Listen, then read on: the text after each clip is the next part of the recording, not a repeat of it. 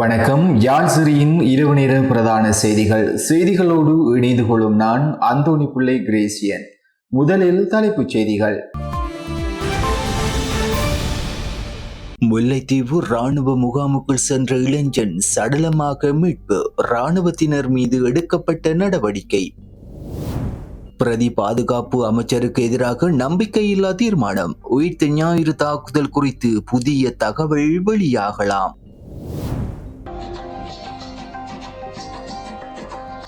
ரம்பைக்குளம் மகளிர் கல்லூரிக்கு மாணவர்களால் முன்னெடுக்கப்பட்ட பிரம்மாண்டமான நடைபவனி.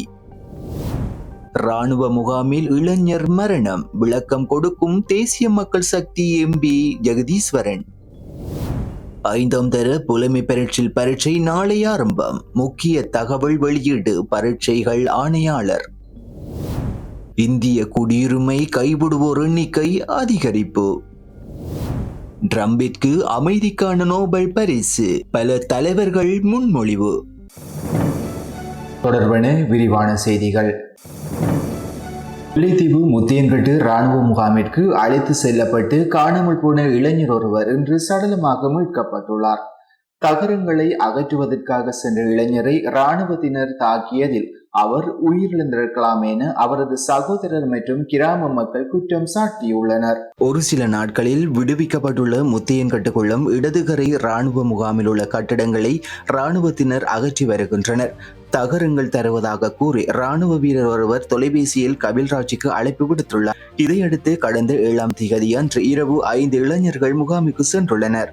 அவர்களை தடிகள் மற்றும் கம்பிகளால் 20க்கும் மேற்பட்ட இராணுவத்தினர் துரத்தி தாக்கியதாக தாக்குதலுக்குள்ளான மற்றொரு இளைஞர் தெரிவித்துள்ளார். தாக்குதலில் இருந்து தப்பிப்பதற்காக இளைஞர்கள் முகாமின் பின்பகுதியாக உள்ள குளம் நோக்கி ஓடியுள்ளனர்.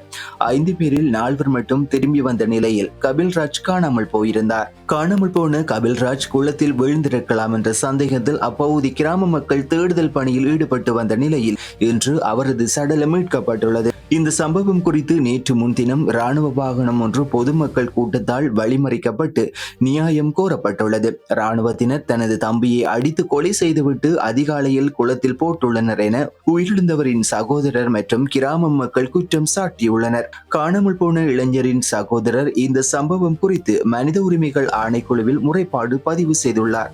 இந்த சம்பவம் தொடர்பில் 5 இராணுவ அதிகாரிகள் சந்தேகத்தின் பேரில் கைது செய்யப்பட்டுள்ளனர். அதேவேளை குறித்த இளைஞனின் உடலம் யாழ் போதனா வைத்தியசாலைக்கு எடுத்து செல்லப்பட்டு உடற்கூற்று பரிசோதனை மேற்கொள்ளப்பட உள்ளது. குறித்த இராணுவ முகாமிற்கு சென்ற 5 ஒருவர் சடலமாக மீட்கப்பட்டதுடன் மற்றொரு நபருக்கு முதுகு பகுதியில் பலத்த அடிகாயங்கள் இருக்கும் நிலையில் முல்லைத்தீவு மாவட்ட வைத்தியசாலையில் அனுமதிக்கப்பட்டு சிகிச்சை பெற்று வருகின்றமை குறிப்பிடத்தக்கது. பிரதி பாதுகாப்பு அமைச்சருக்கு எதிராக ஐக்கிய மக்கள் சக்தி நம்பிக்கையில்லா தீர்மானத்தை கொண்டு வர உள்ளது. இந்த தீர்மானத்தின் மீதான விவாதத்தின் போது உயிர்த்த ஞாயிறு தாக்குதல்கள் தொடர்பான இதுவரை வெளிப்படாத பல முக்கிய தகவல் நாடாளுமன்றத்தில் வெளியாகும் என ஐக்கிய மக்கள் சக்தி கொழும்பு மாவட்ட நாடாளுமன்ற உறுப்பினர் முஜிபுர் ரஹ்மான் தெரிவித்துள்ளார். இந்த நம்பிக்கையில்லா தீர்மானம் எதிர்வரும் திங்கட்கிழமை சபாநாயகரிடம் ஒப்படைக்கப்பட உள்ளது. தீர்மானத்தின் மீதான விவாதத்திற்கு 2 நாட்கள் அவகாசம் கோரப்பட்டுள்ளதுடன் இந்த விவாதத்தை விரைவில் நடத்துமாறு சபாநாயகரிடம் கோரிக்கை விடுக்கப்பட்டுள்ளதாகவும் முஜிர் ரஹ்மான் கூறினார். அனைத்து எதிர்க்கட்சி தலைவர்களும் இந்த நம்பிக்கையில்லா தீர்மானத்தில் கையெழுத்திட்டுள்ளனர். எதிர்க்கட்சிகளில் பெரும் எண்ணிக்கையிலானவர்கள் இந்த தீர்மானத்தின் வெற்றிக்கு ஆர்வத்துடன் பணியாற்றி வருவதாகவும் அவர் குறிப்பிட்டார். உயிர்த்த ஞாயிறு தாக்குதல் குறித்து அரசாங்கம் நியாயமான விசாரணை நடத்த வேண்டுமானால் பிரதி பாதுகாப்பு அமைச்சர் உடனடியாக தனது பதவியிலிருந்து நீக்கப்படுவது அவசியம் என்றும் முஜிப் ரஹ்மான் வலியுறுத்தினார்.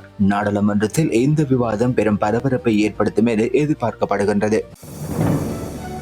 வவுனியாவின் முன்னணி தேசிய பாடசாலையான ரம்பைக்குளம் மகளிர் கல்லூரியின் 135வது ஆண்டு நிறைவை கொண்டாடும் வகையில் இன்று பிரம்மாண்டமான நடைபவனி வவுனியா நகரில் பெரும் ஆரவாரத்துடன் நடைபெற்றுள்ளது. கல்வி மற்றும் இடைப்பாடு விதானங்களில் பல்வேறு சாதனைகளை நிகழ்த்தி வரும் இந்த கல்லூரி தனது 135வது ஆண்டு விழாவை மிக சிறப்பாக கொண்டாடி வருகின்றது. 2000க்கும் மேற்பட்ட மாணவர்கள் கல்வி பயிலும் இந்த கல்லூரியின் விழாவிற்கு வலு சேர்க்கும் விதமாக தற்போதைய மாணவிகள், பழைய மாணவிகள், ஆசிரியர்கள் மற்றும் பெற்றோர்கள் கலந்து கொண்டனர். மேலுதாள வாத்தியங்கள் மற்றும் உற்சாகமூட்டும் இசையுடன் இந்த நடைபவனி நடைபெற்றது. பாடசாலைக்கு முன்பதாக தொடங்கிய இந்த ஊர்வலம் 2ஆம் குறுக்கு தெரு வழியாக கண்டி வீதியை அடைந்து அங்கிருந்து மணிக்கூட்டு கோபுர சந்தி பசார் வீதி கொரபபுத்தானி வீதி வழியாக மீண்டும் பாடசாலை முன்றலை வந்தடைந்தது. இந்த பிரம்மாண்டமான நடைபவனி வவுனியா நகர மக்களை ஆச்சரியத்தில் ஆழ்த்தியதுடன் பலரும் இதனை ஆர்வத்துடன் வேடிக்கை பார்த்து ரசித்தனர். முல்லைத்தீவு முத்தியன்கட்டு ராணுவ முகாமுக்குள் சென்ற இளைஞர்கள் தாக்கப்பட்டதாகவும் அவர்களில் ஒருவர் உயிரிழந்துள்ளதாகவும் கூறப்படும் சம்பவம் குறித்து தேசிய மக்கள் சக்தியின் வன்னி மாவட்ட நாடாளுமன்ற உறுப்பினர் ஜெகதீஸ்வரன் விளக்கம் அளித்துள்ளார். இன்று அவர் செய்தியாளர்களிடம் பேசுகையில் முத்தியன்கட்டு ராணுவ முகாமுக்குள் 7 இளைஞர்கள் சென்றபோது அவர்கள் இராணுவத்தால் விரட்டப்பட்டு தாக்கப்பட்டதாக பொதுமக்கள் தெரிவித்ததாக கூறினார். அவர்களில் ஒருவர் தப்பியோடிய நிலையில் குளத்தில் சடலமாக மீட்கப்பட்டுள்ளார். இந்த சம்பவம் குறித்து பாதிக்கப்பட்டவர்களின் குடும்பத்தினருடன் தொலைபேசியில் பேசியதாகவும் அவர்களின் கருத்துக்களை கேட்டறிந்ததாகவும் ஜெகதீஸ்வரன் தெரிவித்தார். மேலும் இது தொடர்பாக வடக்கு மாகாண சிரேஷ்ட பிரதி போலீஸ் மா அதிபர், முல்லைத்தீவு சிரேஷ்ட போலீஸ் மா அத்தியட்சகர் மற்றும் பிரதேச செயலாளர் ஆகியோருடனும் தான் பேசியதாக கூறினார். போலீஸ் தரப்பில் இந்த விவகாரத்தில் நீதியான விசாரணை நடத்தப்படும் என உறுதி அளித்துள்ளதாகவும் அவர் குறிப்பிட்டார். அத்துடன் இந்த சம்பவம் குறித்து அமைச்சரவையின் உயர்மட்ட அமைச்சர்களுக்கும் தெரியப்படுத்தியுள்ளார் உள்ளதாகவும் அவர்களும் இந்த விவகாரத்தில் கவனம் செலுத்தி வருவதாகவும் தெரிவித்தார். இறுதியாக இந்த சம்பவம் குறித்து பேசிய மக்கள் சக்தி அரசாங்கம் உண்மையான விசாரணையை நடத்தி பாதிக்கப்பட்ட குடும்பங்களுக்கு நீதி பெற்றுத்தரும் என்றும் நாடாளுமன்ற உறுப்பினர் ஜெகதீஸ்வரன் உறுதியளித்தார். 2025ஆம் ஆண்டுக்கான 5ஆம் தர புலமை பரீட்சை நாளை நாடு முழுவதும் நடைபெறவுள்ளது. இது குறித்து பரீட்சைகள் ஆணையாளர் நாயகம் AKS இந்திகா குமாரி இன்று ஊடகவியலாளர் சந்திப்பு ஒன்றில் முக்கிய தகவலை வெளியிட்டார். பரீட்சை நாளை காலை 9:30 மணிக்கு ஆரம்பமாக உள்ளது. எனினும் அனைத்து மாணவர்களும் காலை 8:30 மணிக்குள் அந்தந்த பரீட்சை நிலையங்களுக்கு சமூகம் அளிக்க வேண்டும். மாணவர்கள் காலை 9 மணிக்குள் பரீட்சை மண்டபத்தில் அமர வேண்டும். 2ஆம் பகுதி வினாத்தாள் முதலில் மாணவர்களுக்கு வழங்கப்படும். 2ஆம் பகுதி வினாத்தாள் காலை 9:30 மணிக்கு ஆரம்பமாகி 10:45 மணிக்கு நிறைவடையும். அதன் பிறகு அரை மணி நேரம் இடைவேளை வழங்கப்படும். 1ஆம் பகுதி வினாத்தாள் காலை 11:15 மணிக்கு வழங்கப்படும். இந்த வினாத்தாள் 1 மணி நேரம் கொண்டதாகும். குறித்த வினாத்தாள் மதியம் 12:15 மணிக்கு நிறைவடையும். பரீட்சை இடம்பெறும் சந்தர்ப்பங்களின் போது ஏதேனும் அவசர நிலைகள் ஏற்பட்டால் 117 என்ற துரித இலக்கத்திற்கு அழைத்து முறைப்பாடு அளிக்கலாம். இதற்காக விசேட திட்டம் செயல்படுத்தப்பட்டுள்ளது என்று பரீட்சை ஆணையாளர் நாயகம் AKS இந்திகா குமாரி தெரிவித்தார். அடுத்து சர்வதேச செய்திகள். இந்திய குடியுரிமையை கைவிட்டு வெளிநாட்டு குடியுரிமை பெறுபவர்களின் எண்ணிக்கை ஆண்டுதோறும் அதிகரித்து வருகின்றது. கடந்த ஆண்டு 2 லட்சத்துக்கும் மேற்பட்ட இந்தியர்கள் தங்கள் குடியுரிமையை கைவிட்டு வெளிநாடுகளில் குடியேறியுள்ளதாக இந்திய மத்திய அரசு அறிவித்துள்ளது. நேற்று மக்களவையில் காங்கிரஸ் MPKC வேணுகோபால் வினவிய கேள்விக்கு பதிலளிக்கும் போதே மத்திய வெளியுறவுத்துறை இணையமைச்சர் கீர்த்திவர்தன் சிங் இதனை தெரிவித்தார். 2024ஆம் ஆண்டில் 2,63,078 பேர் இந்திய குடியுரிமையை கைவிட்டுள்ளனர். 2020ஆம் ஆண்டில் 85,256 பேரும் 2021ஆம் ஆண்டில் 1,63,370 பேரும் 2022ஆம் ஆண்டில் 2,25,620 பேரும் 2023ஆம் ஆண்டில் 2,16,219 பேரும் தங்கள் குடியுரிமையை கைவிட்டுள்ளனர். இந்த எண்ணிக்கை 10 ஆண்டுகளுக்கு முன்பு இருந்ததை விட 2 மடங்காக அதிகரித்துள்ளது.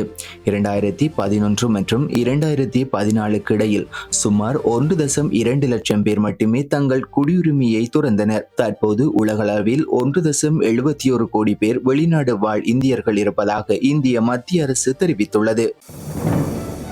அமெரிக்க அதிபர் டிரம்பிற்கு அமைதிக்கான நோபல் பரிசு வழங்க வேண்டும் என அஜர்பைஜான் மற்றும் ஆர்மீனியா நாட்டு தலைவர்கள் முன்மொழிந்துள்ளனர். இதன் மூலம் இந்த கோரிக்கையை ஆதரிக்கும் நாடுகளின் எண்ணிக்கை தற்போது 5ஆக உயர்ந்துள்ளது. To award President Trump with the Nobel Peace Prize because உலக அமைதிக்காக தொடர்ந்து பாடுபட்டு வரும் ட்ரம்பிற்கு அமைதிக்கான நோபல் பரிசு வழங்க வேண்டும் என வெள்ளை மாளிகை வலியுறுத்தியுள்ளது. கடந்த 6 மாதங்களில் மாதத்திற்கு ஒரு போர் வீதம் India, Pakistan, Israel, Iran, Thailand, Cambodia, Azerbaijan, Armenia, Rwanda, Congo, Serbia, Kosovo, Ethiopia என 6 போர்களை அவர் நிறுத்தியதாக வெள்ளை மாளிகை கூறியுள்ளது. இந்த கோரிக்கையை ஏற்கனவே பாகிஸ்தான் மற்றும் இஸ்ரேல் ஆகிய நாடுகளும் முன்மொழிந்தன. 2 நாட்களுக்கு முன்பு கம்போடியாவும் இதே கோரிக்கையை வைத்தது. தற்போது அஜர்பைஜான் மற்றும் ஆர்மீனியாவும் ஆதரவு தெரிவித்திருப்பதால் இந்த விவகாரம் சர்வதேச அளவில் கவனத்தை பெற்றுள்ளது. இத்துடன் ஜாழ்சிரியின் இரவு நேர பிரதான செய்திகள் நிறைவடைகின்றது. உடனுக்குடன் செய்திகளை அறிந்து கொள்ள ஜாழ்சிரி மீடியா இணையதளத்துக்கு பிரவேசியுங்கள். நன்றி, வணக்கம்.